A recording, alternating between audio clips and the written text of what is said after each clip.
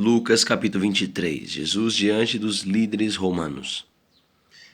Também encontrar essa passagem em Mateus capítulo 27, versículo 1 ao versículo 2, Mateus 27, do versículo 11 ao versículo 14, Marcos capítulo 15, do versículo 1 ao 5, João capítulo 18, do versículo 28 ao 38. Então todo o conselho dos principais líderes do povo judeu levantou-se e conduziu Jesus a Pilatos. Nota de rodapé 1. Todo o conselho, sinédrio, toda a assembleia é o mesmo grupo dos principais líderes políticos e religiosos dos judeus, que já haviam se reunido ao raiar do dia. Lucas 22, 66, Mateus 26, 59, Mateus 27, versículo 1, versículo 2.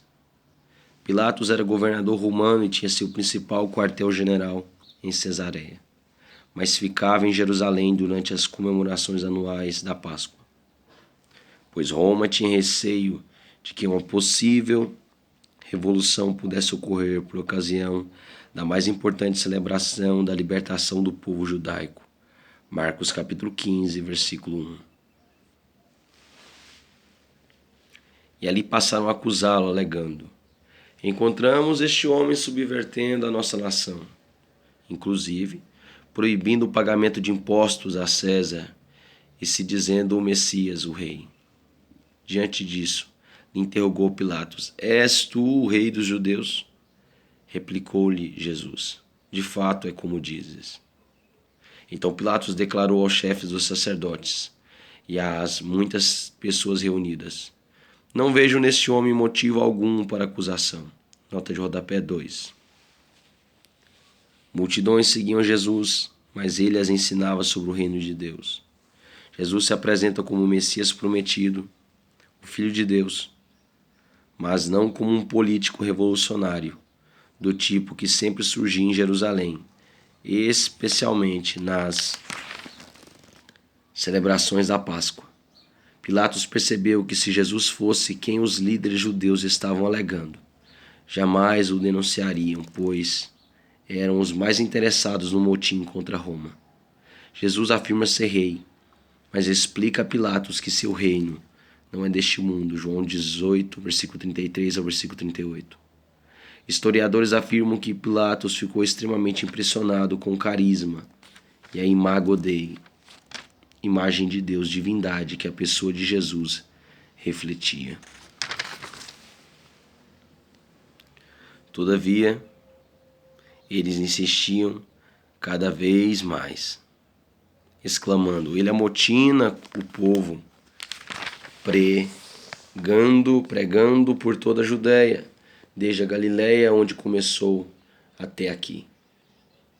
Ao ouvir isto, Pilatos quis saber se aquele homem era de fato galileu.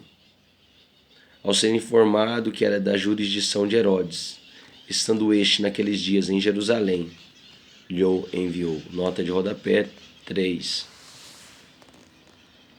Pilatos estava acuado. Se condenasse a Jesus, perderia sua dignidade e sua consciência jamais o perdoaria. Caso não o fizesse, os líderes judeus poderiam levar o fato ao desconfiado imperador Tibério, e ele se arriscaria a perder a posição e talvez a própria vida. Ao notar que Jesus era natural da Galiléia, mandou o caso para Herodes, com quem tinha rixas, pois seu quartel-general ficava em Tiberíades, região do mar da Galiléia, e viera a Jerusalém pelo mesmo motivo de Pilatos. Jesus é interrogado por Herodes. Assim que Herodes viu a Jesus, expressou grande satisfação, pois havia muito que desejava conhecê-lo. Por ter ouvido falar sobre sua fama, tinha também a expectativa de vê-lo fazer algum sinal. Nota de rodapé 4. Herodes Antipas era um homem supersticioso e atormentado. Os apelos de João Batista ao seu arrependimento ainda ecoavam em sua mente, perturbada pelo remorso. Lucas capítulo 3, versículo 19. E eu fazia acreditar que Jesus poderia ser João encarnado, Jesus, entretanto, nada mais tinha a acrescentar. E de muitas maneiras o questionava. Jesus, entretanto, nada lhe respondia. Os chefes dos sacerdotes e os mestres da lei estavam presentes e o acusavam com grande eloquência. Porém, Herodes, assim como os seus soldados, acabaram por ridicularizá-lo e zombar dele. Obrigaram-no a vestir-se com a capa de aparente realeza e o mandaram de volta a Pilatos. Nota de rodapé 5.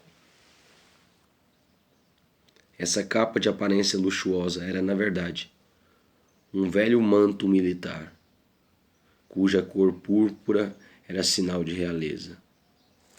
Marcos acrescenta que forçaram a coroa de espinhos venenosos sobre a cabeça do Senhor. Marcos capítulo 15, versículo 17. Tudo com a finalidade de menosprezar sua pessoa e real majestade. Mateus capítulo 27, versículo 28. Naquele mesmo dia, Herodes e Pilatos, que viviam em clima de inimizade, firmaram um pacto de reconciliação. Pilatos interroga Jesus outra vez. Mateus capítulo 27, do versículo 15 ao 26. Marcos capítulo 15, do versículo 6 ao 15. João capítulo 18, do versículo 39 ao 19. João capítulo 16. Então Pilatos, convocando os chefes dos sacerdotes, todas as demais autoridades judaicas e o povo, ponderou-lhes: Entregaste-me este homem como amotinador do povo, todavia, tendo-o interrogado na vossa presença, nada constei contra ele dos crimes que acusais. Tampouco Herodes encontrou alguma falta nele, pois não o mandou de volta, e não existe nada digno de morte realizado por ele. Portanto, após submetê-lo a açoites, libertá-lo-ei. Pois, conforme a tradição, ele deveria dar liberdade a um detento judeu por ocasião da Páscoa. Contudo, todo o povo gritou a uma voz: Acaba com este, solta-nos Barrabás. Nota de rodapé 6. Alguns manuscritos de Mateus trazem a curiosa informação que o primeiro nome de Barrabás era, em aramaico, é filho de Aba. Era também Jesus, Mateus 27, 16. Esse fato coopera para ilustrar a morte vicária de Cristo. O Jesus, homem incrédulo e mundano, é aceito e beneficiado pela justiça dos homens. Enquanto isso, Jesus, o Cristo, Filho de Deus, homem justo e abençoador, morre inocente em seu lugar. Mateus capítulo 27, do versículo 15 ao 20, Marcos capítulo 15, do versículo 6 a 1, João capítulo 18, versículo 39 ao 40.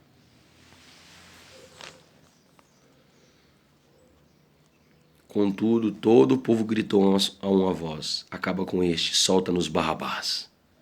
Ora, Barrabás havia sido condenado e estava na prisão por causa de uma rebelião na cidade e por ter cometido um assassinato. Mas Pilatos desejava soltar a Jesus e voltou a argumentar com a multidão. Eles, entretanto, gritavam ainda mais: Crucifica-o, crucifica-o. Então, pela terceira vez, declarou ao povo: Que mal fez este homem? De fato, motivo algum encontrei contra ele para condená-lo à morte. Sendo assim, depois de açoitá-lo, soltá-lo-ei. Mas a multidão reivindicava insistentemente aos brados que ele fosse crucificado. E o clamor do povo prevaleceu. E assim Pilatos resolveu dar-lhes o que desejavam.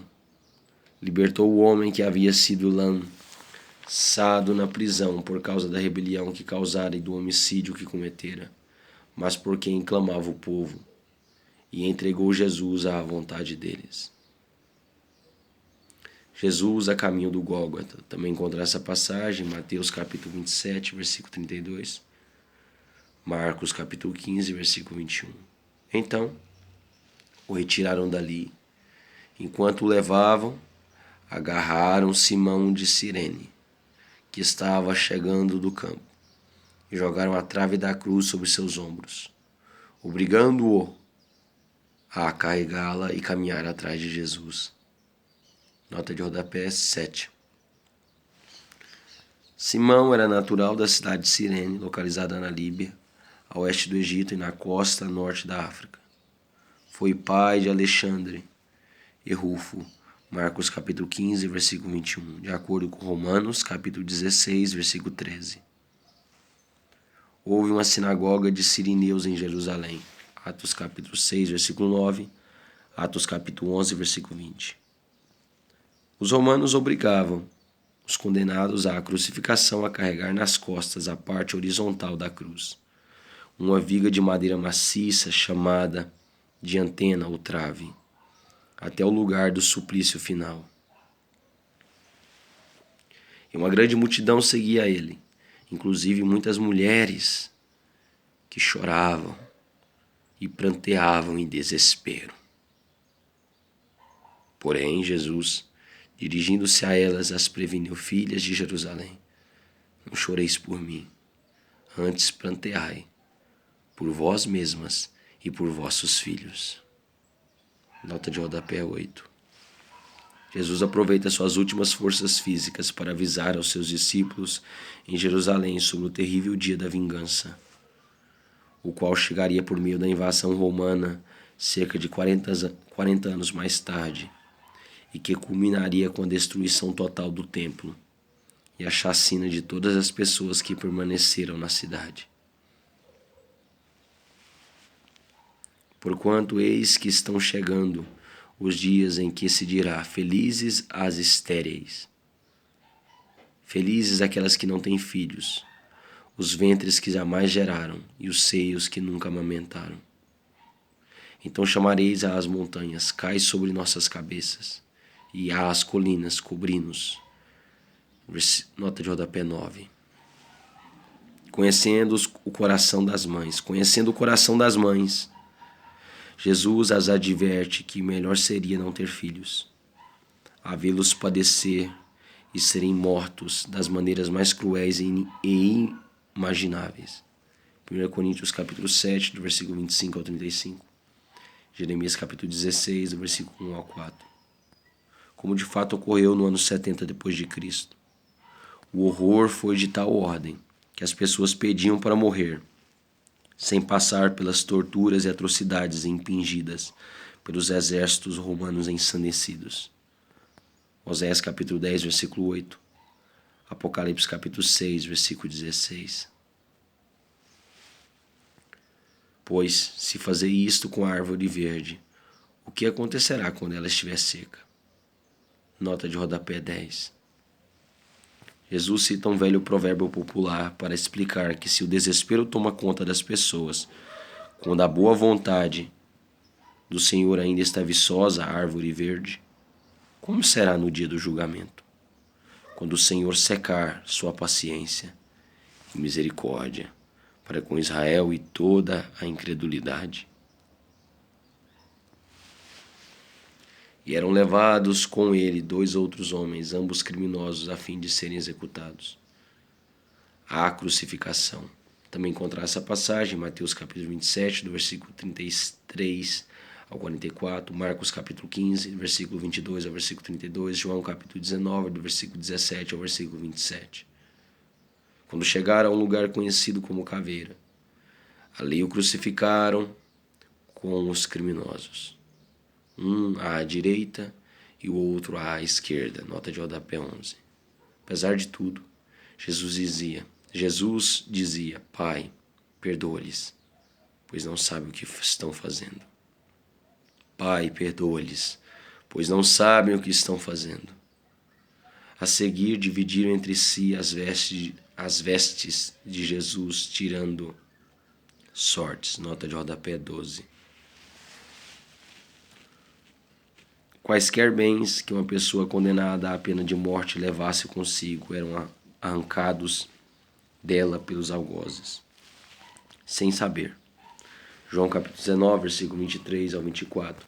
Sem saber, os soldados estavam cumprindo as profecias do milenar Salmo 22. Da mesma maneira, cumpria-se Isaías 53, versículo 12.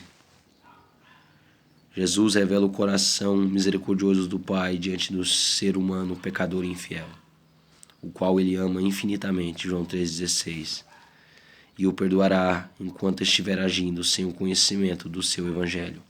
Atos 3,17, Atos 17:30.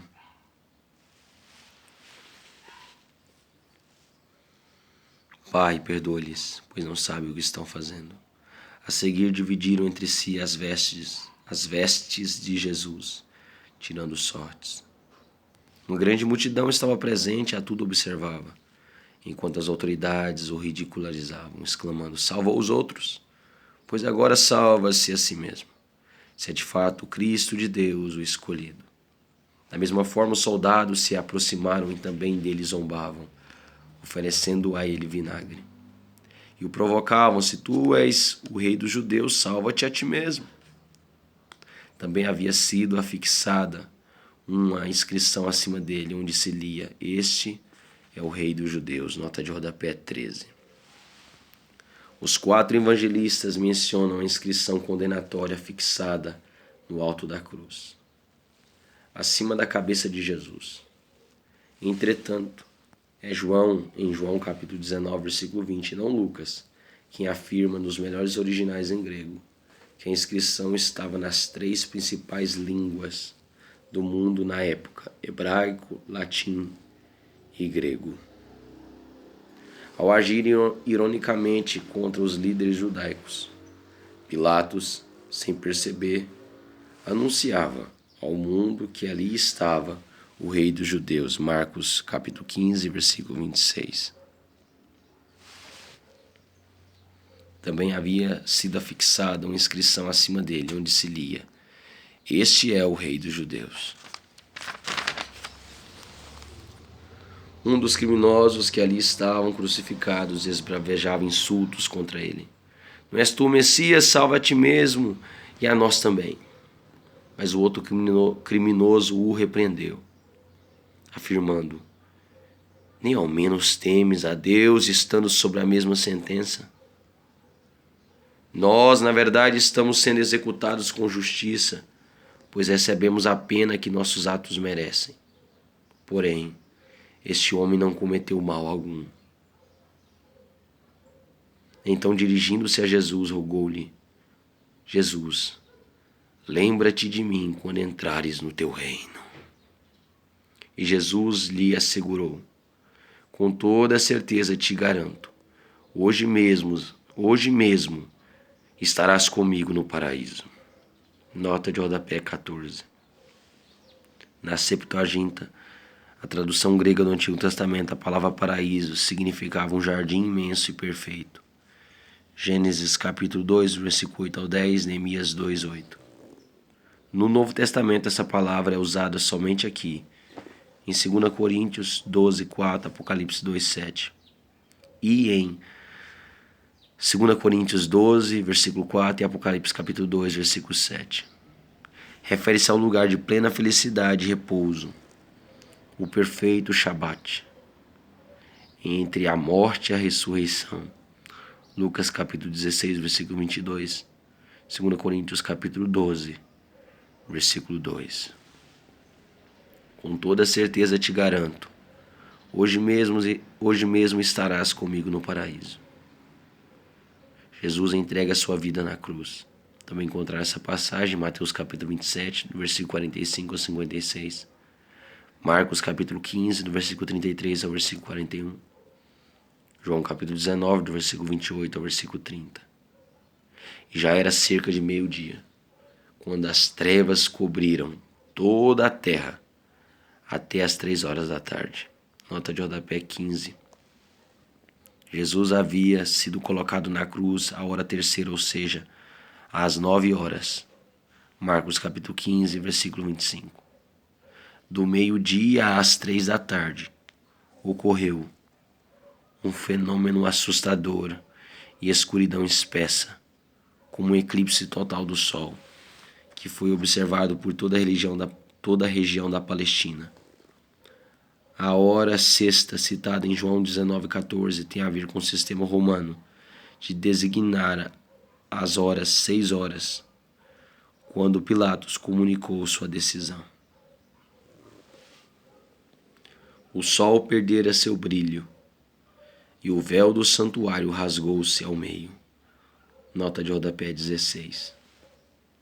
No templo, o lugar santo era separado do Santo dos Santos, onde o Espírito de Deus estava presente para receber a adoração e as ofertas do seu povo.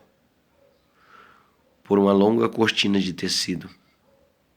No momento da morte de Jesus, o Espírito de Deus se retira do templo. A cortina véu é partida ao meio, de cima a baixo.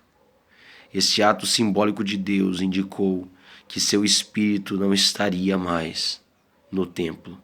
Daquele momento em diante, o acesso a Ele e à vida eterna seria exclusivamente pela fé no sacrifício vicário, sangue de Jesus Cristo, seu Filho.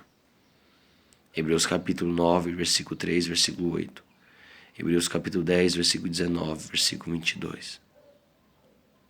O tabernáculo e a casa de Deus, templo, deixaram de ser os lugares da habitação de Deus, que passou a viver no espírito de cada ser humano que sinceramente crê e segue a Jesus. João capítulo 4, versículo 21. Então, Jesus bradou com voz forte: Pai, em tuas mãos entrego o meu espírito. E havendo dito isto, expirou. O centurião, constatando o que tinha acontecido, glorificou a Deus, exclamando: verdadeiramente este homem era justo. Nota de rodapé 17. Jesus e Marcos apresentam o centurião romano, responsável geral pela execução de Jesus, constatando em voz alta que este homem era inegavelmente o Filho de Deus. Jesus observa que ele bradou literalmente: este homem era o justo. Que este homem era inegavelmente o Filho de Deus. Lucas observa que ele bradou literalmente: este homem era o justo. Para muitos estudiosos, justo e Filho de Deus, neste contexto, teriam sido termos similares. Os pilares do Império Romano começavam a demonstrar seus primeiros sinais de rendição ao Espírito do Senhor. Séculos mais tarde, toda Roma, de uma forma ou de outra, seria cristã. Então Jesus bradou com voz forte: Pai, em tuas mãos entrego o meu espírito. E havendo dito isto, expirou. O centurião, constatando o que havia acontecido, glorificou a Deus, exclamando: verdadeiramente este homem era justo. E todas as multidões que haviam afluído a fim de presenciar aquele acontecimento, ao verem isso, retiraram-se aos prantos, batendo nos peitos. Nota de rodapé 18. Um profundo espírito de arrependimento arrebatou a todos os presentes indistintamente. Entretanto, os judeus sentiram todo o peso do remorso e maior pavor em relação ao futuro. Deixaram o local da crucificação arrasados e, conforme a tradição judaica, batiam nos próprios peitos como sinal de profunda angústia e desolamento.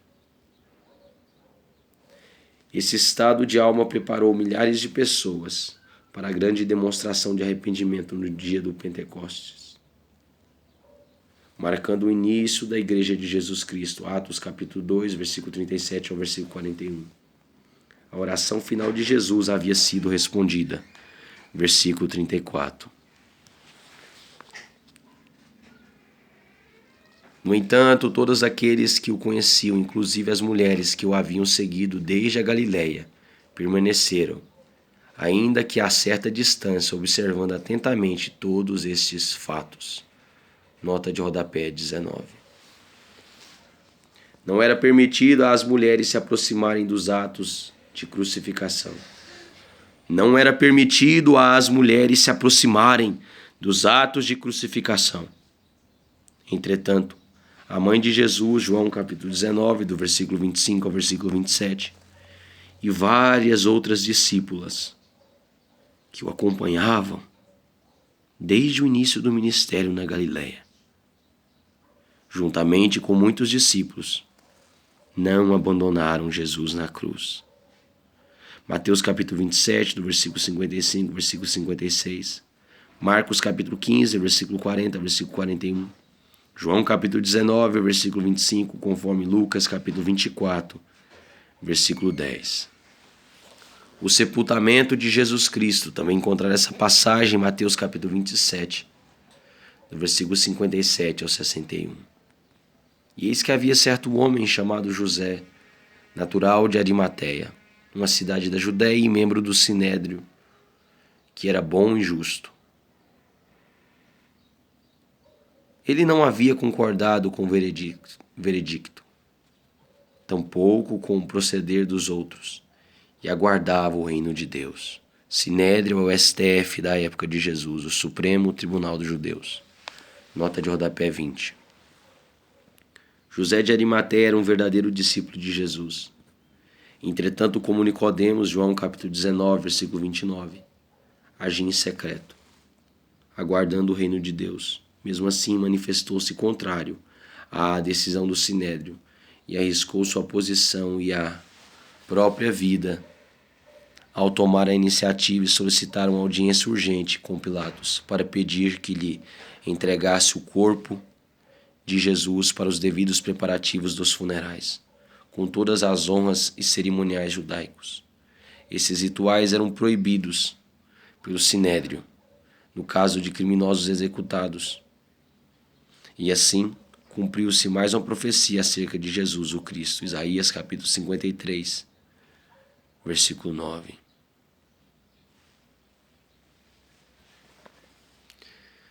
José de Arimateia não havia concordado com o veredicto para condenar Jesus, tampouco o proceder dos outros, e aguardava o reino de Deus. Foi à presença de Pilatos e pediu-lhe o corpo de Jesus. Então, tirando-o da cruz, o envolveu em um lençol de linho e o depositou num túmulo cavado na rocha, no qual ainda ninguém havia sido sepultado. Era o dia da preparação e estava para começar o sábado. Nota de rodapé 21. O dia da preparação para os judeus é a sexta-feira, dia em que todo o trabalho e alimentação e os preparativos para os cerimoniais do sábado são finalizados. Essa prática ritual é rigorosamente guardada até nossos dias entre os judeus religiosos. As mulheres que vinham seguindo a Jesus desde a Galiléia acompanharam José e, contemplando o túmulo, viram como o corpo de Jesus fora colocado naquele local. Nota de rodapé 22. As discípulos do Senhor acompanharam até a conclusão do seu sepultamento. Mais tarde, esse testemunho seria de grande valia para refutar as alegações, especialmente por parte dos gnósticos docetas, filósofos que negavam a morte de Cristo, e de vários incrédulos, que alegavam que elas haviam ido para o túmulo errado, ou que os discípulos haviam roubado e escondido o corpo de Jesus com a finalidade de propagar uma ideia mística da ressurreição. As mulheres que vinham seguindo a Jesus desde a Galiléia acompanharam José de Arimateia e, contemplando o túmulo, viram como o corpo de Jesus fora colocado naquele local. Em seguida, foram para casa preparar perfumes e bálsamos, e no sábado descansaram em obediência ao mandamento. Nota de rodapé 23. Apesar da forte oposição dos líderes do Sinédrio, que tentaram de todas as maneiras influenciar Pilatos quanto ao martírio e sepultamento de Cristo, João capítulo 19, do versículo 21 ao 22. O fato é que Jesus teve um funeral digno de príncipe. Ocupou uma rica sepultura, nunca antes usada, construída na rocha por José de Arimateia. Muitos metros de tecido e grande quantidade de custosas especiarias aromáticas foram usadas no preparo do seu corpo para o sepultamento. Cerca de 34 quilos de mirra de aloés foram consumidos apenas naquela primeira tarde, João capítulo 19, versículo 39. E muito mais foi comprado para ungir seu corpo e o sepulcro. Logo na aurora do primeiro dia da semana, quando as discípulas do Senhor voltassem para lá.